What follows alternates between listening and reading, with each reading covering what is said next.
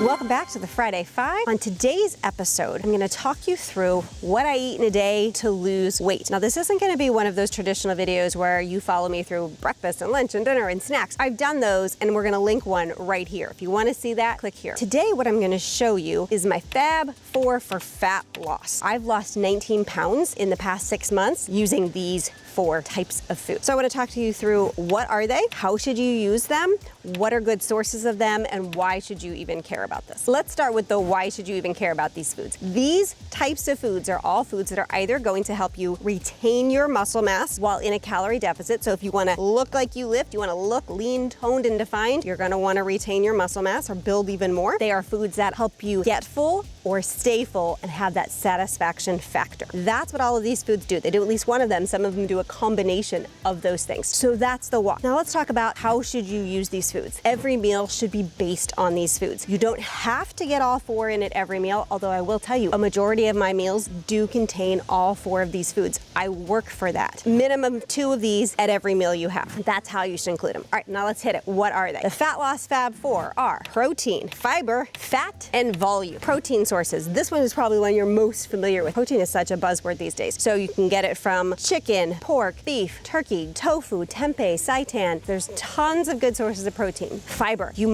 Obviously you've heard of fiber, but you might not be sure what are some good sources of fiber. Here are some of my favorites. Raspberries, apples, pears, beans, popcorn. These are all really great sources, and there are tons of others. Google high fiber foods and start including those in your meals. Dietary fat. Okay, this is not fat on your body. Eating fat does not make you fat. Eating dietary fat actually helps you stay full longer. So go for dairy products. They're not 0% fat. I know when you're in a fat loss phase, it's really easy to be like, I'm getting 0% cottage cheese and 0% yogurt. I used to do that too. It's not necessarily the best strategy. I very rarely select those these days. I almost always get a 2% for yogurt and dairy. You can get dietary fat in nuts and nut butters, in oils, in fatty fish like salmon. Fat is calorie dense. There's 9 calories per gram, so you want to make sure that you are accounting for this food correctly when you're logging your calories and not just eating it willy-nilly, but it has a lot of staying power. And then the last one is volume. Being a volume eater is really satisfying. You have that feeling you just want to chew more. So we eat foods that allow you to get a lot of food for very few calories. Leafy greens, an incredible example of that. You can just pile those on. You can eat like a whole bag of spinach as part of your salad. Popcorn is a great volume food.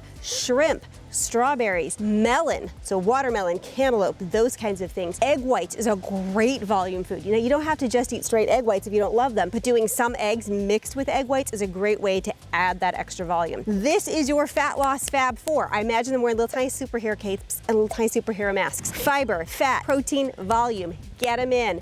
Every day, most meals. All right, I'll catch you next week on the Friday 5. Give this a like. Hit me up with any questions you have about what foods you can eat to lose weight.